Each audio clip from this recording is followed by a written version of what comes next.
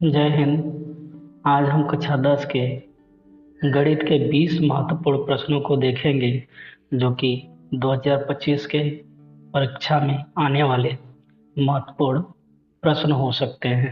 तो आइए पहला प्रश्न देखते हैं जो कि अध्याय 1 वास्तविक संख्याओं से है। पहला है कि किसी अभाज्य संख्या के कितने गुणनखंड होते हैं। तो जैसा कि हम जानते हैं कि अभाज्य संख्याओं के केवल और केवल एक गुणनखंड होते हैं। और एग्जाम्पल अगर हम देखें तो क्या है, 3 हमारा क्या है, अभाज्य संख्या है। तो 3 के कितने गुणनखंड होंगे, या तो 1 होगा या तो 3 होगा। ठीक है, तो एक तो सबका क्या होता है, गुणनखंड होता है। तो इसलिए किसी भी अभाज्य संख्या के कितने गुणनखंड होते हैं, तो केवल और केवल स्वयं उसका गुणनखंड होता है या तो 1 होता है, यानी कि उसके कितने गुणनखंड होंगे, तो केवल और केवल हम कहेंगे उसके एक गुणनखंड होंगे, क्योंकि एक सबका गुणनखंड होता है, इसलिए एक गुणनखंड होता है किसी भी अभाज्य संख्या का। अभाज्य संख्या के केवल और केवल एक गुणनखंड होते हैं। अगला प्रश्न देखते हैं, अध्याय 2 से लिया गया है जो कि बहुपद है।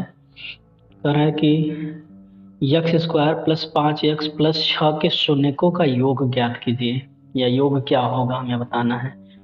तो हम जानते हैं जो हमें पद दिया हुआ है, यानी कि x square plus 5x plus 6 दिया हुआ है।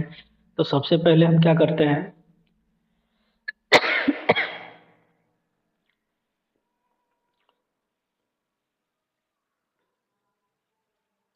सबसे पहले हम बहुपद की तुलना हम करते हैं। बहुपद की तुलना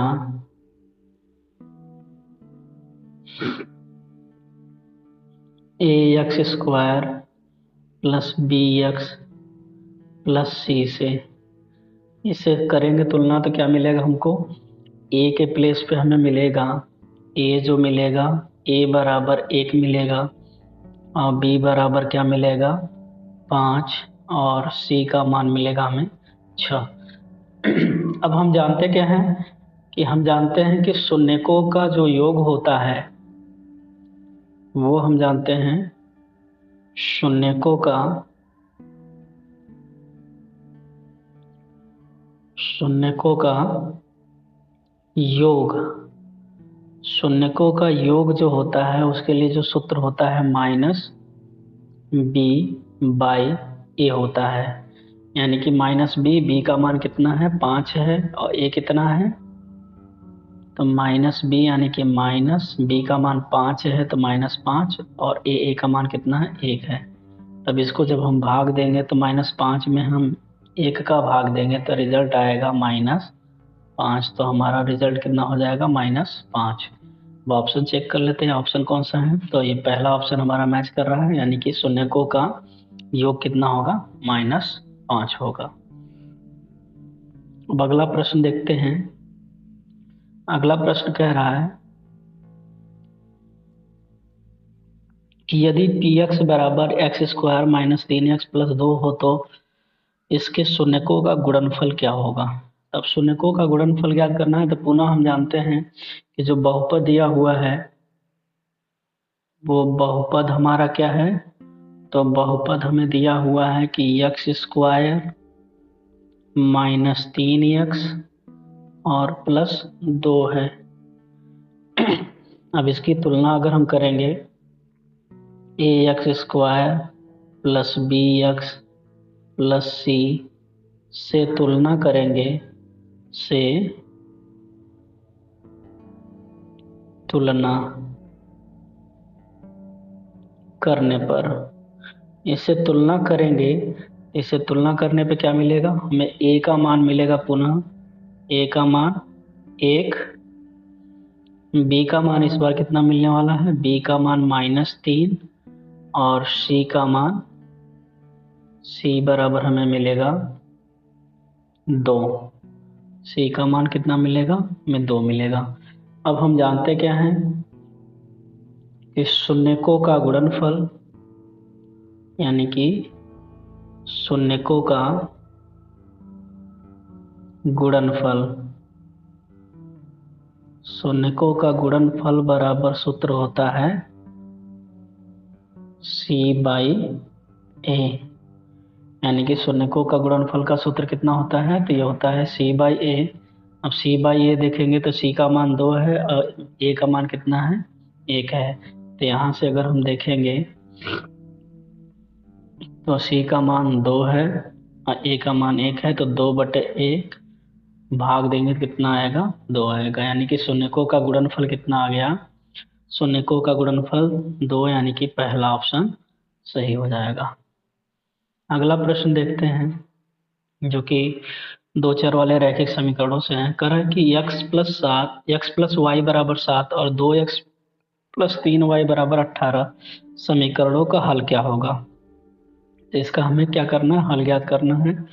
इसको हम करेंगे तो ये क्या है, हमारा x+y बराबर 7 है, इसको समीकरण 1 बना लेते हैं और इसको 2x+3y बराबर 18, इसको हम समीकरण नंबर 2 कह दे रहे हैं।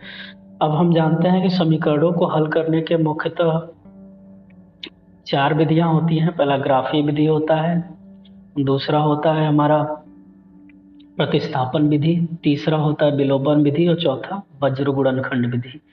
हम यहाँ पे जो है विलोपन विधि से करने वाले हैं, तो हम यहाँ पे लिख लेते हैं किस विधि से करने वाले हैं, तो विलोपन विधि। विलोपन विधि से अगर हम करते हैं तो विलोपन विधि में होता क्या है कि जो यक्ष होते हैं या वाई होता है, यानी कि जो चर राशि होता है, चर राशियों के गुणांकों को हमें बराबर करना होता है। तो ऐसी स्थिति में अगर हम देखें तो समीकरण 1 में यक्ष का गुणांक कुछ भी नहीं है तो 1 है, और समीकरण 2 में यक्ष का गुणांक 2 है, तो हम समीकरण 1 में हम 2 का गुणा कर देते हैं। तो समीकरण 1 गुणे 2 से, 2 से गुणा क्यों कर रहे हैं, क्योंकि में 2 से गुणा जब करेंगे तो समीकरण 1 के जो गुणांक होंगे यक्ष के वो बराबर हो जाएंगे। तो समीकरण 1 x+y बराबर 7 है, तो 2 का गुणा करेंगे तो 2x+2y बराबर 2 का 7 में गुणा करेंगे 2 7 14, ये समीकरण नया बनेगा। इसको हम नाम दे देंगे समीकरण नंबर 3। समीकरण नंबर 3, इसके नीचे हम समीकरण नंबर 2 लिख लेते हैं। समीकरण 2 क्या है, 2x+3y बराबर 18, यानी कि 2x+3y बराबर कितना है, 18, ये समीकरण नंबर 2 है। उसके बाद हम क्या करते हैं, इसके बाद हम क्या करते हैं कि जो गुणांक है, गुणांक अगर बराबर है, उनके चिन्ह भी बराबर है, तो विपरीत चिन्हों को लिया जाता है। यानी कि ये यहाँ पे भी प्लस है, कुछ भी नहीं तो यहाँ पे भी प्लस है, यहाँ पे भी दोनों प्लेस पे प्लस है, तो इसलिए हम विपरीत चिन्ह का प्रयोग कर रहे हैं। तो यहाँ पे माइनस करेंगे तो ये माइनस हो जाएगा, ये भी माइनस होगा और ये भी माइनस होगा। 2x में से 2x माइनस करेंगे तो 0 आएगा, या तो 2x प्लस और 2x माइनस कैंसिल आउट हो जाएगा। 2y में से 3y को घटाएंगे तो ये हो जाएगा माइनस का y बराबर 14 में से 18 घटाएंगे माइनस का 4, ये माइनस से माइनस कैंसिल आउट हो जाएगा, यानी कि y बराबर हम लिख सकते हैं, y का मान हो जाएगा कितना, 4 के बराबर। अब इस y का मान हम समीकरण 1 में रख देते हैं। y का मान समीकरण 1 में रखने पर, समीकरण 1 में रखने पर y का मान जब समीकरण 1 में रखेंगे तो क्या होगा, समीकरण 1 हमारा है क्या, x+y बराबर 7 है, तो हमें y के प्लेस पे क्या रखना है, y के प्लेस पे हमें रखना है कितना, y के प्लेस पे हमारा 4 आया है तो 4 रख देंगे, तो x बराबर कितना हो जाएगा, 7 - 4, 4 को 75 करेंगे तो 7 - 4, x का मान हो जाएगा कितना, x का मान हो जाएगा x बराबर 3। तो इस तरह से हमसे पूछ रहा था क्या कि x और y का मान कितना होगा, तो x का मान 3 हुआ, y का मान 4 हुआ, तो x का मान 3 और y का मान 4, ये पहला ही ऑप्शन सही है। अगला प्रश्न देखते हैं। कह रहा है कि यदि दो रैखिक समीकरणों का कोई हल नहीं है तो रेखाएं कैसी होंगी, तो रेखाएं क्या होंगी, जब देखिए दो रेखाओं का हल अगर नहीं है संभव, यानी कि तीन कंडीशन होते हैं, या तो रेखाओं का या रेखाएं प्रतिच्छेदी होंगी यानी एक दूसरे को प्रतिच्छेद करेंगी, या तो रेखाएं एक दूसरे के समांतर होंगी, या तो समपाती होती है यानी कि ये कहीं के ऊपर से गुजरती है।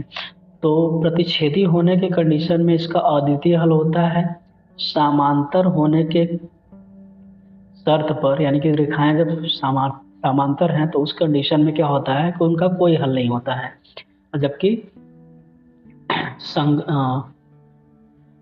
सररेख होने पर उन रेखाओं के क्या होते हैं, अपरिमित रूप से अनेक हल होते हैं। तो यानी कि यहाँ पे आंसर क्या हो जाएगा, समांतर, क्योंकि रेखाएं जब समांतर होती हैं तो उन समीकरणों के हल क्या होते हैं, नहीं होते हैं।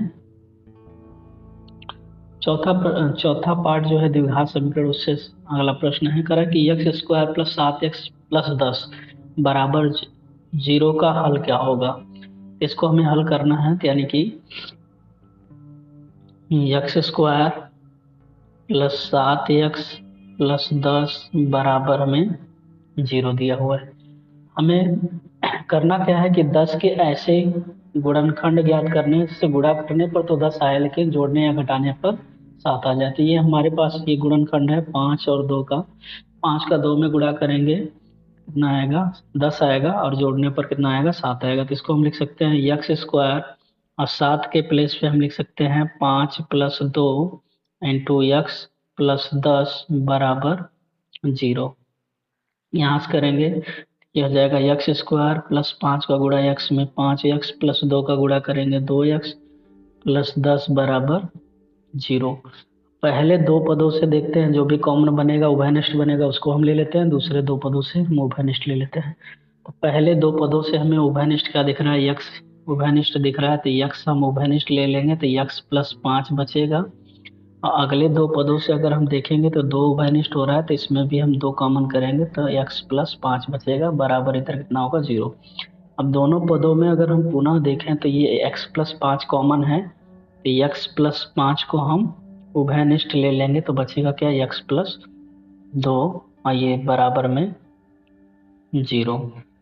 अब एक बार हम मान लेते हैं कि माना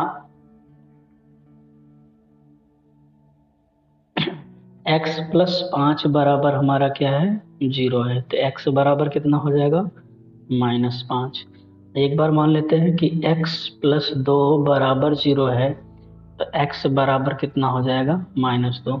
यानी कि x के दो मान आए, -5 और -2। तो हम यहाँ से चेक कर लेते हैं x का मान -5 और -2 कहाँ पर है, तो ये पहला ही ऑप्शन हमारा सही दिख रहा है। अगला प्रश्न देखते हैं, कह रहा है कि x square minus 4x plus के बराबर 0 का एक शून्यक 2 है, तो k का मान ज्ञात कीजिए। तो देखिए जब किसी भी समीकरण का अगर एक शून्यक अगर हमें पता है, तो जब समीकरण का एक शून्यक पता है, इसका मतलब कि उस शून्यक का मान अगर उस समीकरण में रख देते हैं तो वो क्या होता है, 0 के बराबर हो जाता है। यानी कि समीकरण पहले लिख लेते हैं। समीकरण हमें क्या दिया हुआ है, समीकरण दिया हुआ है x square minus 4x plus के बराबर है किसके, 0 के। एक शून्यक क्या दिया हुआ है हमें, तो एक शून्यक दिया हुआ है, एक शून्यक बराबर हमें दिया हुआ है 2। तो एक शून्यक दिया हुआ है, यहाँ से हम लिखेंगे अतः x बराबर 2 समीकरण का हल होगा, समीकरण का हल होगा, समीकरण का हल होगा। तो ऐसे कंडीशन में हम x का मान 2 रख लेते हैं, तो हमारे पास x square minus 4x plus k, x square यानी कि x की जगह पे 2 रखेंगे, माइनस 4x यानी कि 4 गुणे 2 और प्लस के है बराबर 0 है। तो 2 का वर्ग करेंगे 4 होगा, -4 का 2 में गुणा करेंगे 8 और प्लस के बराबर 0। ऐसे 4 में से 8 माइनस करेंगे, प्लस माइनस माइनस, 8 में से 4 गया 4, माइनस वाली संख्या बड़ी है इसलिए -4 और प्लस के बराबर कितना हो जाएगा, 0। के बराबर -4 को उधर हम पक्षांतर करेंगे तो +4 हो जाएगा, यानी के का मान कितना हो जाएगा, 4 के बराबर हो जाएगा। तो यानी कि पहला हमारा ऑप्शन के का मान कितना हो जाएगा, 4 के बराबर। अगला प्रश्न देखते हैं, 9 नंबर है। ये गणितीय प्रोग्रेशन यानी कि एपी से है, अरिथमेटिक प्रोग्रेशन यानी कि अंक गणितीय प्रोग्रेशन से है। नवा प्रश्न दिया हुआ है कि जो श्रेणी दिया हुआ है 5, 8, 11, 14 का सामान्य अंतराल यानी कि कॉमन डिफरेंस बताना है। यानी कि एपी जो दिया हुआ है हमें, एपी क्या दिया हुआ है, 5, 8, 11, 14, ऐसे ही डॉट डॉट डॉट इसी तरह से दिया है। तो देखो कॉमन डिफरेंस को हम डी से रिप्रेजेंट करते हैं। डी बराबर होता क्या है, सेकेंड पद माइनस फर्स्ट पद, यानी कि द्वितीय पद माइनस प्रथम पद, या तृतीय पद माइनस द्वितीय पद होता है। तो हम अगर डी निकालना चाहते हैं तो ये 8 - 5 कर दें या 11 - 8 कर दें, ये कितना हो जाएगा, 3। यहाँ से हमारा कॉमन डिफरेंस कितना निकल के आया, 3। तो ये ऑप्शन चेक कर लेते हैं कौन सा दिया हुआ है। तो हमारा दूसरा ऑप्शन सही है, कॉमन डिफरेंस का 3 होगा। अगला प्रश्न है, कह सातवां पद 2, 5, 8 प्रगति का क्या होगा। यानी कि एपी दिया हुआ है, एपी हमें दिया हुआ है 2, 5, 8 और ऐसे ही आगे तक। तो अगर हम एपी देखते हैं तो एपी में प्रथम पद क्या है हमारा, तो प्रथम पद हमको दिया हुआ है ए बराबर कितना, 2, और जिसको हम कहते हैं सर्वांतर, सर्वांतर कितना दिया हुआ है, सर्वांतर डी बराबर दिया हुआ है हमें। डी कैसे निकलता है, द्वितीय पद में से प्रथम पद को घटा दे, यानी कि 5 में से 2 को घटा दे, कितना मिलेगा हमें, ये कॉमन डिफरेंस 3 मिल जाएगा। अब हमें क्या कर रहा है, सातवां पद पूछ रहा है। यानी कि सातवां पद का मतलब क्या होता है, तो A7। सबसे पहले हम इसका जनरल सूत्र लिख लेते हैं। जनरल सूत्र क्या होता है, जनरल सूत्र हमें पता है कि AN बराबर होता है, एनवा पद के लिए सूत्र होता है A+N-1 इंटू डी होता है। अब हमसे पूछ रहा है A7, यानी कि A7 बराबर ए के प्लेस पे कौन सा, ए के प्लेस पे हमारे पास है संख्या 2, तो ये हो जाएगा 2 प्लस यानी एन के प्लेस पे 7 है -1, और डी के प्लेस पे कितना है, 3 है। ये कितना हो जाएगा, 2 प्लस 7 में से 1 जाएगा, 6 गुणे 3। अब ये गुणा करेंगे तो कितना हो जाएगा, ये हो जाएगा 2 प्लस 6 का 3 में गुणा करेंगे, 6 3 18, 18 2 20, यानी कि सातवां पद हमारा कितना हो जाएगा, 20 के बराबर होगा। यहाँ से पहला ऑप्शन हमारा सही हो जाएगा। अगला प्रश्न देखते हैं। अगला प्रश्न बोल रहा है, त्रिकोणमिति से है, त्रिकोणमिति का परिचय कर रहा है कि sin 30 अंश का मान क्या होता है। तो sin 30 अंश का मान कितना होता है, 1/2 के बराबर होता है। sin 30 अंश का मान 1/2 के बराबर होता है। अगला प्रश्न है, cos 60 अंश का मान कितना होता है। तो cos 60 अंश का मान भी कितना होता है, 1/2 होता है। sin 30 और cos 60 का मान बराबर होता है, तो दोनों का मान 1/2 होता है। अगला प्रश्न देखते हैं, निर्देशांक ज्यामिति से है। बिंदु 3, 4 से मूल बिंदु 0, 0 की दूरी क्या होगी। तो देखिए, दूरी ज्ञात करने के लिए हमारे पास सूत्र होता है, दूरी d बराबर हमारे पास सूत्र होता है रूट में x2 - x1 का whole square plus y2 - y1 का होल स्क्वायर, ये सूत्र होता है। अब x2 हम किसी एक को x1 y1 मान लेते हैं, किसी एक को x2 y2 मान लेते हैं। तो हम इसको मान लेते हैं 3 4 को x1 y1, ये x1 y1 है, ये क्या है x2 y2 है। तो यहाँ से d बराबर करेंगे तो x2 का मान कितना है, x2 का मान है 0, 0 - x1 का मान कितना है, 3 है, तो 0 - 3 का वर्ग प्लस y2 का मान कितना है, पुनः 0 है। y1 का मान कितना है, 4 है, तो 0 माइनस 4 का वर्ग। अब देखिए, अगर हम 0 में से 3 को घटाएंगे -3 का वर्ग कितना होता है, -3 का वर्ग होगा 9 प्लस 4 -4 का वर्ग होगा 16। 16 और 9 जोड़ देंगे तो यह हो जाएगा √25। और 25 को हम क्या लिख सकते हैं, तो 25 को हम लिख सकते हैं 5 गुणे 5। तो इस तरह से d का मान कितना हो जाएगा, d का मान हमारे पास हो जाएगा 5 इकाई। d का मान कितना हो जाएगा, 5 इकाई। तो ऑप्शन चेक कर लेते हैं, तो ये हमारा पहला ऑप्शन सही है। अगला प्रश्न देखते हैं। कह रहे यदि बिंदु 2 3 4 7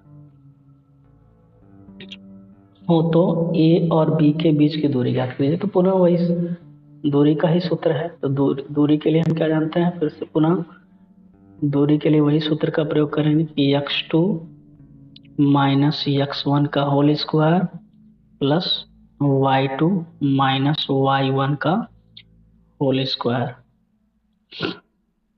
यहां से करेंगे तो इसको हम पहले को मान लेते हैं x1 y1, इसको हम मान लेते हैं x2 y2। तो यहां से करेंगे तो d बराबर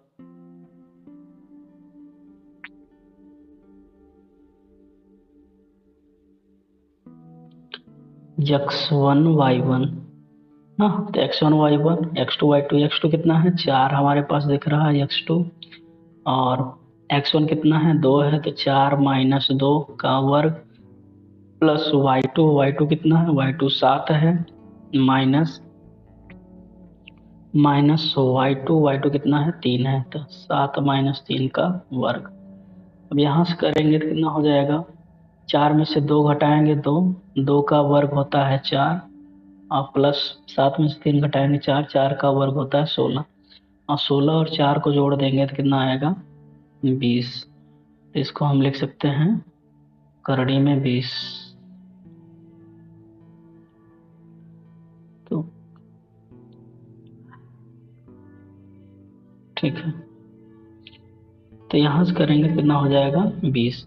अब ये हमें चेक करते हैं ऑप्शन। अच्छा, इसको हम 20 को और भी हम छोटा कर सकते हैं, और भी इसको क्या लिख सकते हैं, तो इसको हम इस तरह से भी लिख सकते हैं, 20 को 2 गुणे 2 गुणे 5। तो इसको हम क्या लिख सकते हैं, इसको हम 2 कड़ी में 5 भी लिख सकते हैं। तो यहाँ से अब ऑप्शन हम चेक करते हैं, तो ऑप्शन यहाँ पे कोई दिख नहीं रहा है, तो इसमें से कोई ऑप्शन नहीं है। इसका आंसर कितना होगा, 2 करड़ी में 5। अगला देखते हैं, ये त्रिभुज से है। करे 2 समरूप त्रिभुजों के संगत भुजाओं का अनुपात 3:4 है, तो इनके क्षेत्रफलों का अनुपात क्या होगा। तो हम जानते क्या है कि अगर 2 त्रिभुज दिया हुआ है तो उनके क्षेत्रफलों का अनुपात जो होता है उनके भुजाओं के वर्गों के अनुपात के बराबर होता है। यानी कि अगर मान लेते हैं कोई एक त्रिभुज है, मान लेते हैं ए बी सी, और दूसरा त्रिभुज क्या है, पी क्यू आर है, तो एक हम सूत्र जानते हैं, क्या जानते हैं कि एरिया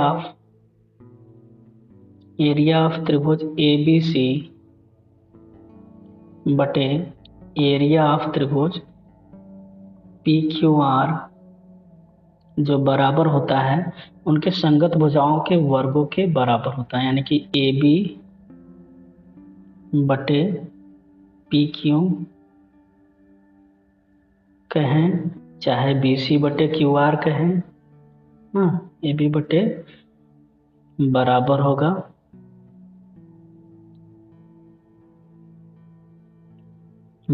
किसके, बी सी बटे। तो यहाँ से हम करें तो इनके संगत भुजाओं का अनुपात दिया हुआ है। संगत भुजाओं का अनुपात कितना दिया हुआ है, संगत भुजाओं का अनुपात 3:4 है। इसको 3/4 का हम वर्ग कर देंगे, 3 का वर्ग करेंगे कितना होगा, 3 का वर्ग करेंगे तो 9 होगा, और 4 का वर्ग करेंगे 16। 3 का अनुपात कितना हो जाएगा, 3 का अनुपात हो जाएगा 9 संबंधे 16 का।